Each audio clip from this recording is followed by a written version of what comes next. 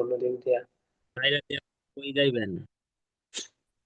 আপনি যদি আইএলটিএস এ ভালো একটা স্কোর তুলতে চান, ধরেন আপনি আইএলটিএস এ 7 পাইতে চান, জি স্যার। স্ক্রিন দেখা যায়? জি স্যার, দেয়া যায়। মানে আইএলটিএস এ 7 পাইতে গেলে আপনাকে গ্রামারের যে অংশগুলো জানতে হবে। প্রথমত এই টেন্স পারতে হবে। জি স্যার। এটা হচ্ছে আপনার প্রথম কাজ হবে। হুম। আপনি টেন্স ভালো করে পারেন। জি। কারণ এই যে টেন্স পারবে তার দেখবেন যে টেন্সের মানে সে ইংলিশে সবকিছুই পারতেছে। হুম হুম। রাইটিং এর ক্ষেত্রে আপনার ভয়েস লাগবে, আপনার মডেল শিখতে হবে, আপনার প্রিপোজিশনের ব্যবহার কিছু না জানলেই নয়, সেগুলো জানতেই হবে। মডাল লাগবে। আর আপনি বলতে পারেন যে তাহলে তো সবই জানতে হবে, সব না। ধরেন প্রিপোজিশন হলো আপনার একটা বিশাল বড় সাগর। জি। আপনি ওই একটা খালের সমান শিখবেন আর কি, সাগরের সমান শিখতে হবে না, কিন্তু শিখতে হবে, কিছু জিনিস আপনাকে শিখতেই হবে। জি। তারপর ধরেন এই যে সাবজেক্ট ভার্ব এগ্রিমেন্ট। এখন এই সাবজেক্ট ভার্ব এগ্রিমেন্ট কিন্তু আপনার যে টেন্স পারে জি। তার আর সাবজেক্ট ভার্ব এগ্রিমেন্ট লাগে না।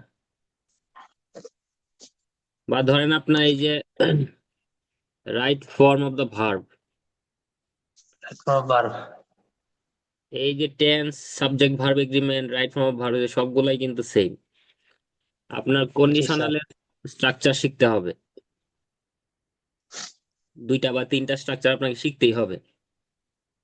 সব হুম। সব শিখতে হবে না, কিন্তু দুইটা তিনটা স্ট্রাকচার শিখতে হবে, এটা হলো বাধ্যতামূলক। ভালো রাইটিং এর জন্য বা ভালো স্পিচের জন্য কন্ডিশনালের একটা দুইটা স্ট্রাকচার খুবই গুরুত্বপূর্ণ। আপনার রাইটিং এর জন্য কানেক্টর শিখতে হবে, কিছু কালেক্টরস। কানেক্টর আপনার মাথায় রাখতে হবে, যেগুলো আপনি আপনার স্পিকিং এ ইউজ করতে পারবেন, রাইটিং এ ইউজ করতে পারবেন। আপনাকে কিছু ফ্রেজ এন্ড ইডিয়ম শিখতে হবে। এখন ধরেন আপনি যদি বলেন যে আমি 100টা ফ্রেজ এন্ড ইডিয়ম মুখস্থ করে ফেলবো, এটা সলিউশন না। আপনি ধরেন 10টা ফ্রেজ এন্ড ইডিয়মস জানেন, যে 10টা আপনি ব্যবহার করতে পারেন। জি স্যার। কারণ আপনি তো আপনার স্পিকিং এ 10টা ফ্রেজ এন্ড ইডিয়ম ব্যবহার করার জায়গা পাবেন না। ঠিক। 100 তো দূরের দূরের কথা, জি ভাই, জায়গা ঠিক পাবেন ভাই। 10টাও আপনি 10টাও আপনি ব্যবহার করতে পারবেন না। সো ধরেন আপনি আজকে একটা শিখলেন, এই একটাই আপনি 5 দিন যত কথা বলবেন, সেই একটা যে মিনিং সেইখানে আপনি এটা ইউজ করবেন। এইভাবে 10টা আপনি ভালো ভালো ফ্রেজ এন্ড ইডিয়ম শিখতে পারলে, এখন কোন 10টা আপনি শিখবেন? ভালো মানের স্পিচ আপনার শুনতে হবে। আপনি একটা টপিক সিলেক্ট করলেন, সেই টপিকে এই 9 ব্যান্ডের একটা স্পিচ আপনি শুনবেন, শোনার পরে দেখবেন যে তারা ওই 2 মিনিট যে স্পিচ দেয় কিউ কার্ডের উপরে, সেটার মধ্যে কি কি ফ্রেজ ইডিয়ম ইউজ করতেছে। জি স্যার। ধরেন একটা স্পিচ শুনে আপনি 5টা ফ্রেজ পাইলেন, সেই 5টা ফ্রেজ আপনি নোট করলেন। এইভাবে যদি আপনি 10টা স্পিচ শুনেন, দেখবেন যে এই 10টা স্পিচের মধ্যে কিছু কমন হুম। থাকবেই। জি অবশ্যই। তো সেই কমন জিনিসগুলো আপনাকে জানতে হবে, যে না এগুলা তো আমরা সব জায়গাতে ব্যবহার করতে পারি এবং এইগুলার ওই ভ্যালু আছে, মানসম্পন্ন আর কি। জি স্যার। তো এইগুলাই আপনার গ্রামারের, এইগুলাই আর কিছু না। আপনার ওই যে এসেনশিয়াল ইংলিশ গ্রামারের বইটাতে যান, এইখানে আপনি জি। 104 নাম্বার ইউনিটে যান, ইউনিট 104। 100টা না? হ্যাঁ 104, দেখবেন সেখানে প্রিপোজিশন আছে, ইন, এট, অন। ইউনিট, ওই যে উপরে দেখেন, পেজের উপরে লেখা আছে ইউনিট 1 2 3 4 এরকম ভাবে। স্যার পাইছেন? Unit from the 104। Unit of principle হ্যাঁ, ফ্রম টু প্রিপোজিশন আছে ফ্রম টু। হ্যাঁ, তো এখানে দেখেন 104 থেকে 110 পর্যন্ত প্রিপোজিশন আছে। জি স্যার। ইউনিট 104 থেকে ইউনিট 110 এগুলো হলো আপনার প্রিপোজিশন। টু তো ইন এই এক্স। তো এই বইটার মধ্যে যেভাবে সাজায় আছে মানে সাজানো আছে যে প্রথমে আপনার ওই রুলস গুলা দেওয়া আছে যে কোথায় কোন প্রিপোজিশন ব্যবহৃত হচ্ছে, তারপরে আপনাকে এক্সাম্পল দিচ্ছে নিজে নিজে করার জন্য, এক্সারসাইজ দিচ্ছে জি জি আপনাকে। জি। এখানে যে প্রিপোজিশন গুলো আছে, এবং দেখেন আপনার 110 নম্বরে মনে হয় ওই ছবি দিয়ে দিয়ে মানে প্রিপোজিশন গুলা দেওয়া আছে। হুম। 110 নম্বরে দেখেন, ইউনিট 110। জি আছে। বুঝছেন? এক্সারসাইজ। মানে ছবি ছবি দিয়ে আর কি, 109 বা 10 দেখবেন যে ছবি আছে নয়তে। 9তে। তো এখানে ধরেন এই যে এই 6টা 7টা ইউনিট আপনি পড়লেন, তাহলে আপনার প্রিপোজিশনে একদম ঝামেলা শেষ। বুঝতে। কন্ডিশনালে ধরেন 4টা কন্ডিশনাল, তার মধ্যে অনেকগুলা রুলস আছে, কিন্তু আপনাকে 3টা 4টা রুলস পারতেই হবে। হুম। আপনার মডেলের যে স্ট্রাকচার গুলো আছে সেগুলো জানতে হবে। পেসিভ ভয়েস আপনাকে জানতে হবে, ভয়েস বলতে এখানে পেসিভ ভয়েস রাইটিং এর জন্য। রাইটিং এর জন্য কিছু। তো পেসিভ ভয়েস আপনাকে পারতে হবে, কারণ আপনি রিডিং এ যাবেন দেখবেন অনেক সেন্টেন্স আপনার এই পেসিভ ভয়েসে লেখা আছে, মানে মিনিংটা তো চেঞ্জ হ্যাঁ। হয়ে যাবে, কারণ হুম। একটিভ ভয়েসে আপনার সাবজেক্ট নিজে কাজ করতেছে, কিন্তু পেসিভ ভয়েসে তো হুম। সাবজেক্ট কোনো কাজ করছে না। কাজ করছে না। এখন এই যে কয়েকটা জিনিস এগুলো যদি আপনি ভালো করে পারেন, তখন আপনি রাইটিং পারবেন, স্পিকিং পারবেন। এবং Yes, sir. প্রতিনিয়ত প্রতিনিয়ত আপনার এই প্র্যাকটিস চালিয়ে যেতে হবে, সেটা আধা ঘন্টা হোক বা 1 ঘন্টা হোক, একটা নির্দিষ্ট সময় প্রত্যেক দিন। ধরেন আপনার এটা আজকে ডিসেম্বরের 16 তারিখ, এক Yes, মাস sir. প্র্যাকটিস করে দেখেন, জানুয়ারি 16 তারিখে আপনার লেভেল আপনি নিজেই বুঝতে পারবেন যে আপনি এখন কোথায় আছেন। জি স্যার, যদি এটা অবশ্যই। প্রতিদিন যদি পড়েন, ধরেন আপনি একটা প্ল্যান করবেন যে আগামী 5 দিন আমি টেন্স নিয়ে কাজ করব, তারপরে 5 দিন পেসিভ ভয়েস, তারপরে মডাল, তারপরে প্রিপোজিশন, তারপরে subject verb agreement. Subject verb agreement বলতে এখানে বোঝানো হচ্ছে ধরেন আপনার সাবজেক্ট যদি সিঙ্গুলার হয় ভার্ব হবে সিঙ্গুলার, প্লুরাল হলে প্লুরাল জি হবে। Sir. Right form of the verb, ধরেন আপনার যেই টেন্স অনুযায়ী আপনার তো ভার্বটা ইউজ করতে হবে। হুম। কন্ডিশন, কন্ডিশনাল বলতেই তো এখানে একটা শর্ত জুড়ে মানে দিচ্ছে যে এইটা হইলে ওইটা হবে, এটা না হলে ওইটা হবে না। তো আমাদের কথাগুলো হবে না। এরকম থাকবে যে যদি আসো তাহলে যাব, যদি না আসো তাহলে যাব না। ইফ যাব ইউ না। Come I will go. এটা একটা স্ট্রাকচার আর কি, যে এই যে if you come I will go. তো তাইলে এটা গো। দেখে কিন্তু আমরা কিন্তু বুঝতে পারতেছি যে আমাদের স্ট্রাকচারটা কেমন হবে, যে ইফ এর পরে যদি প্রেজেন্ট ইনডিফিনিট টেন্স থাকে,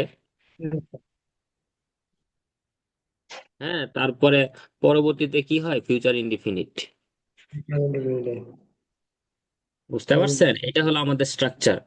এখন এরকম ইফ দিয়ে আপনার 4টা স্ট্রাকচার আছে, যে ইফ এর পরে যদি পাস্ট ইনডিফিনিট হয়, তো পরবর্তীতে মডালের পাস্ট হয়। যেমন এখানে যেমন আই উইল গো হয়েছে, সেটা হবে আই উড গো।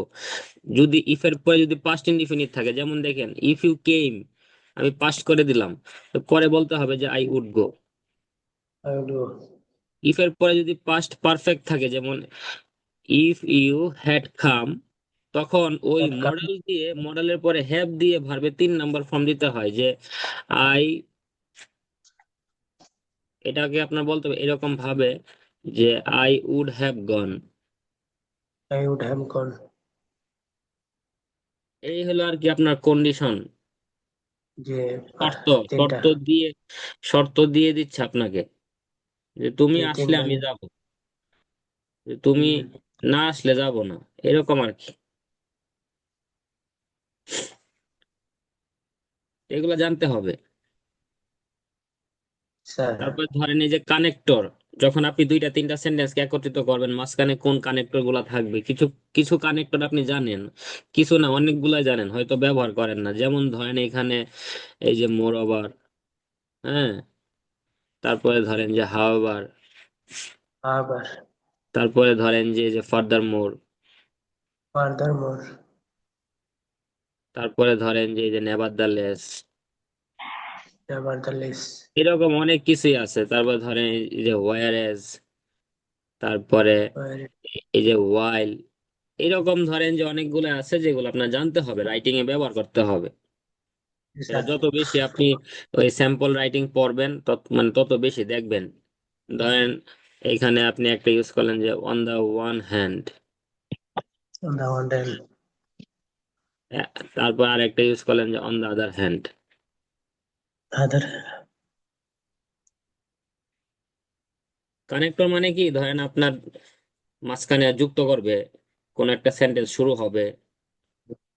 ধরেন যে আমরা আমরা তো শুধু বলি যে ইন মাই ওপিনিয়ন, হ্যাঁ বলি না। ইন মাই ওপিনিয়ন এখন এই ইন মাই ওপিনিয়নের জায়গায় আপনি তো এভাবে বলতে পারেন যে আই ওপাইন দ্যাট, সেটাও তো জানতে হবে, না জানলে তো হবে না। জি বুঝতে পারছেন? ধরেন আপনি আপনি একটা রাইটিং এ পাইলেন যে এই সাম পিপল বিলিভ দ্যাট।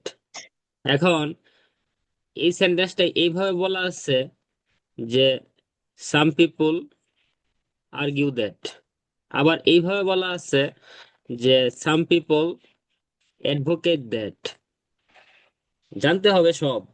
এটা আপনি যত বেশি জি কোয়েশ্চেন স্যার করবেন তত বেশি আপনার এই যে এই ভার্ব গুলো আপনার সামনে আসবে। যে এক জায়গায় পাচ্ছেন বিলিভ, এক জায়গায় পাচ্ছেন আর্গিউ, আর এক জায়গায় পাচ্ছেন অ্যাডভোকেট। এখন আপনি যদি এটার মিনিং করেন যে কিছু মানুষ উকিল, হ্যাঁ, কিছু মানুষ উকিল না, কিছু মানুষ ধরেন যে ওইটার পক্ষে রায় দেয়, তার হ্যাঁ মানে হ্যাঁ কি মানে ওইটার সাথে তারা একমত। এখন এইখানে তো আপনার এই যে বিলিভ নাও থাকতে পারে। এখন আপনি যদি জি এই স্যার ওয়ার্ডটা দেখে যদি ভয় পেয়ে যান, আপনি তো ওই কোয়েশ্চেনের মিনিংটাই বুঝলেন না। জি স্যার তো এগুলো আস্তে আস্তে আস্তে আস্তে পড়লে, অনেক ধরনের কোয়েশ্চেন নিয়ে রিসার্চ করলে আপনার অনেক কিছু জানতে পারবেন। আর এই যে ফ্রেজ এন্ড ইডিয়ম নিয়ে যেটা বললাম, জি স্যার যে শিখতে হবে দেখে আপনি 100টা মুখস্থ করে ফেলছেন, কিন্তু যে 100টা মুখস্থ করছেন একটাও ধরেন কাজের না। কাছের না যেমন ধরেন একটা এই ফ্রেজ এন্ড ইডিয়ম আছে আপনার এরকম যে ফার্স্ট এন্ড ফরমোস্ট, ওই দেখেন সবটা লিখি নাই, মানে চলে আসছে, দেখছেন? জি স্যার ফার্স্ট এন্ড ফরমোস্ট হ্যাঁ, তো এটা একটা সুন্দর জিনিস, যে প্রথম এবং প্রধানতম। হুম ধরেন আপনি বললেন যে আমাদের অনেকগুলা কাজ করতে হবে, ওই হুম কাজগুলোর মধ্যে প্রথম এবং প্রধানতম কাজ হলো এটা। জি স্যার এখন ধরেন আপনি এটা শিখলেন যে ফার্স্ট এন্ড ফরমোস্ট, এটা আপনি 10 দিন ইউজ করবেন আপনার, আপনি যত কথা বলবেন, তাহলে এটা আপনার ব্রেইনে গেঁথে যাবে। ধরেন এই যে আমরা আরেকটা পড়ি না যে এই once in a blue moon না কি জানি বলে, এরকম একটা আছে না। জি জি স্যার তো এইগুলা শিখবেন। ওই যে সব শিখতে হবে না, কিন্তু যেটা শিখবেন সেটা যেন আপনি ব্যবহার করতে পারেন। যেমন এই যে অন জি the sir one hand on the other hand, এইটা যে এগুলি ব্যবহার করো একদিকে বলা যাচ্ছে আবার এটা, আবার অন্যদিকে হাওয়ার বলা বলা আদার যাচ্ছে মোর ওইটা। হুম। তো এই হলো অবস্থা, এগুলো আপনার সবগুলাই জানতে হবে। আর সব কথার শেষ কথা হলো যে আপনি ডেইলি বেসিসে প্র্যাকটিস করতে হবে। একদিন পরে 10 দিন পরে স্যার আবার পড়লে হবে না। আপনি অল্প অল্প করে পড়েন, এবং যেটা ধরবেন সেটাতে যেন আপনাকে কেউ আটকাইতে না পারে। আপনি স্যার একদিন পরে মানে আয়শা বললেন যে আমি টেন্স পারি, আমি টেন্সে থেকে আপনাকে একটু কোয়েশ্চেন করলাম, সবগুলাই ভুল হইলো, তার মানে আপনার পড়া হয় নাই। জি স্যার সেম সেম আপনার পেসিভ ভয়েসের ক্ষেত্রেও সেম, প্রত্যেকটার ক্ষেত্রেই। প্রয়োজনে আপনি প্রত্যেকটাকে 1 সপ্তাহ করে সময় দেন, দিয়ে ওইটাতে একদম বস হইতে হবে, বস, যে না আগামী 1 সপ্তাহ আমি টেন্স নিয়ে কাজ করব। তারপরে আমি সাবজেক্ট ভার্ব এগ্রিমেন্ট নিয়ে কাজ করব, আমি কন্ডিশনাল যে সেন্টেন্সের স্ট্রাকচার গুলো আছে সেগুলো নিয়ে কাজ করব। এবং এগুলোর স্যার। পাশাপাশি লিখতে হবে প্রতিনিয়ত। যত বেশি লিখবেন তত বেশি আপনার ভুলগুলা বের হবে। এবং দেখবেন যে স্যার। লিখতে লিখতে একটা সময় আপনার ভুলের পরিমাণ কমবে। আজকে লিখলেন, এখানে ধরেন আপনার 20টা ভুল হইলো, কালকে লিখবেন সেখানে আপনার 15টা ভুল হবে। জি, একটা যদি কইবা আপনার যাবো আস্তে আস্তে। যদি আপনার ভুল করার মানে প্রবণতা যদি কমাইতে চান, হুম। আর ওই স্পিকিং এবং রাইটিং এর পাশাপাশি আপনার শুনতে হবে। আপনি যদি লিসেনিং করেন তাহলে আপনি ওই ল্যাঙ্গুয়েজটার সাথে আপনি পরিচিত থাকবেন। প্রতিনিয়ত শুনলে জি স্যার। আপনার লিসেনিং পাওয়ার বাড়বে এবং অনেক ধরনের সেন্টেন্সের স্ট্রাকচার আপনি মানে বুঝতে পারবেন, আপনার সামনে জি আসবে। স্যার। আপনি কেমব্রিজের বইয়ের সাথে সাথে মিলাবেন, পড়বে, মানে লিসেনিং শুনবেন, আর ওই যে ছোট বাচ্চাদের মতো রিডিং পড়বেন, যে এখানে কি লেখা আছে, সে কি বলতেছে, আমি কি বুঝতেছি, তার কথাটা আমি সঠিক বুঝতে পারি কিনা। এটাই হলো স্যার। লিসেনিং এর মানে প্রধান জিনিস আর কি, যে কোয়েশ্চেন টাইপ চেঞ্জ হোক কোনো সমস্যা নাই। হ্যাঁ, মানে প্রশ্নের জি স্যার। ধরনের সাথে আপনার কিছু যায় আসে না। আপনি যদি আমার কথা বুঝতে পারেন তাহলে আপনি উত্তর দিতে পারবেন। জি স্যার, অবশ্যই। এখন আপনি কথাটার মিনিংই বুঝলেন না, প্রশ্নের ধরন যত সহজই থাকুক, তাহলে তো হবে না। জি স্যার। না না। তো লিসেনিং এ আপনি তখনই ভালো করতে পারবেন যখন আপনি মিনিং বুঝতে পারবেন। দ্রুততম সময়ের মধ্যে সঠিক মিনিংটা বোঝাটাই হলো আসল, যে সে কি মানে সে কি বলতেছে, ওই 3 লাইনের মিনিং কি, আমি কি বুঝলাম, শুনে যা, আমি হুম। শুনতেছি এবং এট দ্য সেম টাইম আমি সেটা বুঝতেছি। আমার কাছে বাংলার মতো, মানে সে যে বলতেছে ইংলিশে সেটা আমার কাছে বাংলা মনে হচ্ছে। ওই লেভেলে আপনার যাইতে হবে। সেটা শুনে শুনে প্রতিদিন ধরেন সকালে ঘুম থেকে উঠে মানে আধা ঘন্টা লিসেনিং করবেন, জি তাহলে স্যার। ওই ইংলিশটা আপনার কাছে সহজ লাগবে। সকালবেলা সময় দিব, দেখবো 1 ঘন্টা, কোনো সমস্যা নেই। প্রত্যেকদিন ভালো করে। 1 ঘন্টা সময় ডেইলি দিলে আপনার বেশি দিন লাগবে না। আর ওই টপিক ধরে ধরে, ওই যে আপনাকে একটা গুগলের ওয়েবসাইটের কথা বলছিলাম না, যে আইএলস আপ, আপ। আচ্ছা। ওদের এখানে অনেক টপিক আছে, হাজার হাজার লক্ষ লক্ষ টপিক আছে। ঠিক কালেক্টর চলবো। হ্যাঁ, দেখা দেখা। তুই প্রথমে দেখা দেখা লিখি, পরে আস্তে আস্তে। না না না, দেখে দেখে লিখবেন না। আমি আপনাকে বলি আপনি কিভাবে লিখবেন। ধরেন আজকে আপনার টপিক হলো যে একটা ইলেকট্রনিক ডিভাইস, ঠিক আছে। দেখা লেখার আগে দেখা লেখলে তো সবাই লিখতে পারে, তাই না? জি স্যার। একটু চিন্তা করবেন, আপনি যে কোনো একটা জিনিসকে বিভিন্ন অ্যাঙ্গেলে প্রশ্ন করবেন, খাতার মাঝখানে সেই টপিকটাকে রাখবেন, রেখে হুম। বিভিন্ন ভাবে প্রশ্ন করবেন বাংলায়। আপনার লেখার দরকার নাই। হুম। মেইন কথা হলো যে আপনার মাথার থেকে কিছু বের হচ্ছে কিনা ওই বিষয় সম্পর্কে। জি। মাথার মধ্যে থাকলে লিখতে পারবেন, মাথার মধ্যে না থাকলে তো লিখতে পারবেন না। না না না। এখন ধরেন ইলেকট্রনিক ডিভাইস, আপনি শুধু মোবাইল এটাই বললেন, কিন্তু এই ইলেকট্রনিক ডিভাইসটা যদি মাঝখানে রেখে, ধরেন এইখানে আপনি মোবাইলটাকে রাখলেন, রেখে এটাকে বিভিন্ন অ্যাঙ্গেলে প্রশ্ন করলেন যে এই মোবাইল আমাদের কি কি কাজে লাগে, একটা প্রশ্ন বের হয়ে জি। গেল। তারপরে আপনি প্রশ্ন করলেন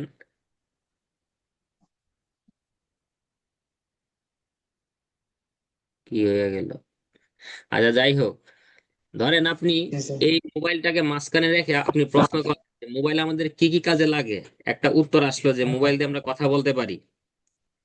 তারপরে কি কি মোবাইল দিয়ে আমরা ছবি তুলতে পারি, ভিডিও করতে পারি, দেশে বিদেশে হুম, মানুষের সাথে যোগাযোগ করতে পারি, মোবাইল হুম, দিয়ে আমরা টাকা উপার্জন করতে পারি, হুম, মোবাইলে আমরা সবার ফোন নাম্বার রাখতে পারি একসাথে, দেশ বিদেশের খবর জানতে পারি, হুম, ইলেকট্রনিক ডিভাইস ছাড়া আমরা চলতে পারি না। আমরা এটার মধ্যে ম্যাপ আছে, সেই ম্যাপ দিয়ে আমরা একটা অজানা জায়গায় গেলে সেটার ম্যাপ দেখে দেখে আমরা নির্দিষ্ট জায়গায় পৌঁছাতে পারি। স্যার। এই মোবাইলের ভালো দিক আছে, খারাপ দিক আছে। যে অধিক সময় মোবাইল নিয়ে মানে পড়ে থাকলে আমাদের চোখে সমস্যা হয়, আমরা খারাপ জগতে ডুবে যাই। হ্যাঁ, বিভিন্ন ধরনের সাইট আছে, যেই সাইটগুলো সবার জন্য মানে প্রযোজ্য না বা সবাই সেটা দেখতে পারবে না, সেই ধরনের সাইটগুলোতে আমরা হুম, বেশি যাতায়াত করি। তা দেখেন আপনি কত কিছু ব্রেন থেকে বের করলেন, তারপরে সেগুলা সিম্পল সেন্টেন্সে লেখেন। যে আপনার একটা মোবাইল আছে, সেইটা কোন ব্র্যান্ডের সেটা বলেন, কবে কিনছেন, কেন কিনছেন, কে ওই আপনাকে গিফট করছে, সেই কি মোবাইলের করছে? মানে মোবাইলটা থাকার কারণে আপনি কি কি সুযোগ সুবিধা পাচ্ছেন। আপনি যে কোনো মুহূর্তে আপনার রিলেটিভসদের সাথে কথা বলতে পারতেছেন যারা আপনার থেকে হাজার হাজার মাইল দূরে অবস্থিত থাকতেছে। তারপরে আপনি খবর জানতে পারতেছেন, রেজাল্ট বের করতে পারতেছেন, বিভিন্ন ওয়েবসাইটে আপনি মানে পড়াশোনা করতে পারেন, কোনো প্রশ্নের উত্তর না জানলে সেই প্রশ্ন লিখে সার্চ দিতে পারেন গুগলে, আপনি ফেসবুক চালাতে পারেন, অনেক ধরনের অ্যাপ চালানো যায়। এইভাবে আপনি যে হুম, কোনো টপিক নিয়ে এইভাবে যদি একটু চিন্তা ভাবনা করেন তাহলে আর আপনার ওই যে দেখে দেখে লেখার দরকার নেই। দেখে দেখে লিখবেন, দেখে দেখে লেখা না, দেখে দেখে জাস্ট আইডিয়া নিবেন। কিন্তু সেই আইডিয়া নেওয়ার আগে আগে নিজে নিজে একটু আইডিয়ার জন্য চেষ্টা করবেন।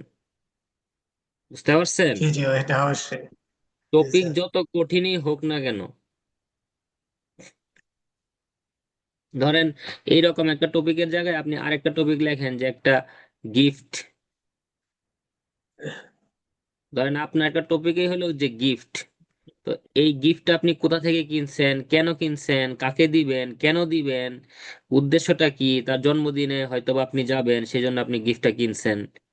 গিফটটা কি সেটা আহ দিলে সে খুশি হবে নাকি সে পছন্দ করবে না। সে হয়তো বা ছোট একটা বাচ্চা, তো বাচ্চারা তো খেলনা পছন্দই করে, আপনি একটা খেলনা কিনছেন। হ্যাঁ, তো এইভাবে আপনি বিভিন্ন অ্যাঙ্গেলে প্রশ্ন করবেন। জি যত স্যার। বেশি প্রশ্ন করবেন তত বেশি আপনার কাছে ইনফরমেশন থাকবে, তারপরে সিম্পল সেন্টেন্সে লিখবেন। এট দ্য সেম টাইম আপনি ভালো মানের লেখাগুলা পড়বেন, পরে আইডিয়া নিবেন যে তারা কিভাবে লেখছে, তাদের লেখার মধ্যে কি কি পয়েন্ট আছে। কিন্তু সবার আগে নিজের পয়েন্টটাকে বের করতে হবে, যে কোনো টপিকই হোক না কেন। ধরেন আপনাকে একটা টপিক দিল যে তুমি যদি সুযোগ পাও তুমি কোন দেশে মানে সেটেল হতে চাও। এটা হতে আপনি চাও। ধরেন একটা এটা শুই নাই, আপনার প্র্যাকটিসটা ওই লেভেলে করতে হবে যে কোশ্চেন শোনার সাথে সাথে আপনার ব্রেনের মধ্যে ওইটার উত্তর তৈরি হয়ে গেছে। আপনার ধরেন দেশ হয়ে গেছে ইতালি, জি স্যার। এটা আপনি এই যে মাথার মধ্যে লিখে ফেলছেন। এখন এই যে ইতালি যে হইছে, ইতালির গুণগান গাইতে হবে না? জি স্যার। তো ইতালির সুযোগ সুবিধা বইলা দেন 5 লাইন, যে এই কারণে আমি ইতালিতে যাব, ইতালির সরকার তার জনগণের জন্য এইগুলা করে রাখছে, যে তোমার একটা নির্দিষ্ট সময় পর তোমার কাজ করতে হবে না, তোমাকে আমি খাওয়াবো, তোমাকে আমি চিকিৎসা দেব, তোমাকে আমি টেক কেয়ার করব। ইতালির লেখাপড়া খুবই ভালো, ইতালির এই যে কোনো ট্রাফিক জ্যাম নাই, কোনো ধরনের কোনো প্রবলেম নাই, জীবনের জি স্যার। নিরাপত্তা আছে। সো বা আপনার কোনো রিলেটিভ সেখানে আছে অনেক সময় ধরে, for a long time they are living over there. So if I get any chance to move any other country then definitely I will go to Italy. এরকম ভাবে বলবেন। যত কঠিন টপিকই হোক না কেন, টপিকটা শোনার সাথে সাথে আপনার মাথা থেকে 8টা 10টা চলে আসবে, ওই যে ধারণা নিয়ে অ্যাকচুয়ালি পয়েন্ট নিয়ে আসতে হবে আর কি। আর আপনি তো অবশ্যই ভালো মানের লেখা পড়বেন আইডিয়া নেওয়ার জন্য, কিন্তু ওই দেখে দেখে লেখে আপনার কোনো লাভ নাই। রিডিং রিডিং রিডিং পরে আপনি আইডিয়া জেনারেট করবেন, দ্যাটস ইট, নাথিং এলস। ধরেন আপনাকে কেউ বললো যে একটা মানি ব্যাগ নিয়ে বলো, আপনার আইএলটিএস পরীক্ষা আসতেই পারে যে টেল মি সামথিং আ মানি ব্যাগ, বা একটা ওয়ালেট সম্পর্কে তুমি বলো। হ্যাঁ, বিভিন্ন রকমের ওয়ালেট আছে, ওয়ালেটের সাইজ সম্পর্কে বলবেন, ছোট সাইজ, বড় সাইজ, ওয়ালেটে আমরা কি কি রাখতে পারি, কেন একটা ওয়ালেট গুরুত্বপূর্ণ, প্রয়োজনীয় কার্ডগুলো রাখতে পারি, টাকা রাখতে পারি, হ্যাঁ আমাদের আইডি কার্ড রাখতে পারি, এবং এটা যত্ন সহকারে রাখতে হয়, যদি চুরি হয়ে যায় তাহলে আমাদের অনেক মূল্যবান জিনিসপত্র হারিয়ে যায়। প্রত্যেকেই ওয়ালেট ব্যবহার করে, যার যার লেভেল অনুযায়ী সে সেই ব্র্যান্ডের ওয়ালেট ইউজ করে, এরকম ভাবে বলবেন। যখন দেখবেন যে কোনো কোনো আইডিয়া পাচ্ছেন না, তখন আপনি ওইটা গুগলে গিয়ে সার্চ দিবেন ওইটা সম্পর্কে কিছু জানার জন্য। কিন্তু দেখে দেখে লিখে আমাকে দেখাইলেন বা অন্য কাউকে দেখাইলেন, আপনার কোনো ইমপ্রুভ হইলো না। ইমপ্রুভ করতে হবে এরকম ভাবে, বিভিন্ন ভাবে প্রশ্ন করবেন একটা টপিককে খাতার মাঝখানে রেখে। ধরেন আপনাকে বলতেছে যে why do you want to go abroad, আপনি অ্যাব্রোডটাকে খাতার মাঝখানে একটা গোল চিহ্ন দিয়ে লেখেন। তারপরে বিভিন্ন ভাবে প্রশ্ন করেন যে তুমি কেন বিদেশে যাবা। হ্যাঁ, বিদেশে গেলে আমি উচ্চ শিক্ষার জন্য বিদেশে যাব, ভালো জীবন যাপনের জন্য যাব, আমি রিসার্চ করতে যাব, হ্যাঁ আমি ধরেন যে ভালো মানের চিকিৎসা সেবা পাইতে যাব, ভালো ভবিষ্যতের জন্য যাব, ধরেন আপনার ইনকাম ভালো হবে, ভালো একটা লাইফ লিড করবেন। এইভাবে আপনি বিভিন্ন ধরেন 8টা 10টা মানে প্রশ্ন করলে ওইগুলোর উত্তর দিতে দিতেই তো আপনার সময় শেষ। তো আমি আপনাকে যেগুলা বলছি এগুলা একটু ভালো করে পড়েন, মনোযোগ দিয়ে ধাপে ধাপে সবগুলা শেষ করেন, আশা করি বেশি দিন লাগবে না। করতে পারবো স্যার। এটা তোর হচ্ছে যে একটু ইয়া থাকে তো, অন্য হয়ে জায়গা পরে পড়াটা একটু কম হয়। তারপরে আবার কাজের একটা প্রেশার টেশার আছে, এটা সে ক্রিয়েট হম, করে না। এগুলা থাকবেই, এগুলা নিয়ে চলতে হবে, বুঝছেন? চেষ্টা করতেছে। যেমন বড় ভাইটার আপনার বলতো আর ওয়ার্ক পারমিট আইছে, যদি যাইতে রেগা তাহলে হুম, একবারে আমি সবকিছু চাইরা আইএলটিএস লেখা ইয়ে করুন। কারণ তখন আর আমি টিয়ার লেগে চিন্তা করতাম না মোটামুটি। বুঝতে পারছি। না, আপনি আপনার মতো আর প্র্যাকটিস জি করে যান, ভালো কিছু অনেকবারে হবে। মানে নিজের একবারে জ্বালাই করতেছি একবারে, মানে যাতে মেন কোর্সে যাইবার আগে আমি যে একবারে হুম, মোটামুটি বাড়া একটা মানে তাই এবার লেভেলটা একটু ইয়া থাকে, 1 2 থাকে। পরে যখন বুঝতে ওইটার পারছি। মাঝে একবারে শুরু করে দেয় তখন যাতে একবার 3 মাসের ভিতরে আমার ভালো একটা ইয়া হবে আর কি, ফিডব্যাক হুম, আইয়ে। না আপনি মনোযোগ দিয়ে পড়েন, অসম্ভব কিছু না। আপনার থেকে অনেক মানে খারাপ লেভেলের স্টুডেন্টরা ভালো স্কোর পাচ্ছে। জি স্যার, ও যায় মতো আসতে যাও আমার বাতি যায় জীবনে লেখাপড়া করছে না, হুম, 6 5 হইলেছে। আ- মানে আইএলটিএস এর ক্ষেত্রে আপনার মানে পড়াশোনার পাশাপাশি কিছু তো মানে ট্রিক্স আপনার অ্যাপ্লাই করতেই হবে, কারণ ধরেন আপনি অনেক ভালো স্টুডেন্ট কিন্তু 40 মিনিটে আপনি লিখতে পারলেন না, তাহলে তো আপনার ওই রাইটিং হবে না। তো সময়ের মধ্যে কিভাবে আপনি সবকিছু শেষ করবেন সেগুলো জানতে হবে, প্র্যাকটিস করতে হবে ভালোভাবে, এই আর কি। ঠিক আছে তাহলে, আপনি প্র্যাকটিস করেন। আর জি স্যার। প্রতিদিন আপনি ধরেন যে সমস্যা নিয়ে আসবেন, যে আমি এই বিষয়টা পড়ছি, আগে থেকে আমাকে জানাবেন যে আমি এটা পড়ছি। আমি ধরেন যে টেন্সের প্রেজেন্ট টেন্সটা আমি মানে 4টা টেন্স ভালো করে পড়ছি, এখন আপনি আমাকে প্রেজেন্ট টেন্সের উপরে ঝালাই করেন। জি স্যার। সেইভাবে আগাইতে হবে। যে ধরেন এই right form of the verbs এর 120টা রুলস আছে, আপনি 120টা রুলস এর মধ্যে 30টা পড়ছেন।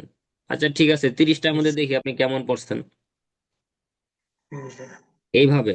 আর আপনি যদি মনে করেন যে না, আমি কন্ডিশনাল একটু পড়ছি কিন্তু স্যারের বলবো যে আমি কন্ডিশনাল সব পারি, পরে আমি জিজ্ঞাসা করলাম আপনি পারলেন না, তাইলে তার ইমপ্রুভ হবে না। না না না, এরকম না। প্রিপোজিশন ধরেন আপনার ওই যে এসেনশিয়াল ইংলিশ গ্রামার বইটাতে ধরেন 8টা বা 10টা ইউনিট আছে, আপনি একটা ইউনিট করে পড়েন বা 2টা ইউনিট করে পড়েন, ওই 2টার মধ্যে থেকে আমি প্রশ্ন করলে যাতে আপনি পারেন, হুম, এই আর কি। ঠিক আছে তাহলে পড়াশোনা করেন, আচ্ছা কথা হবে। আচ্ছা।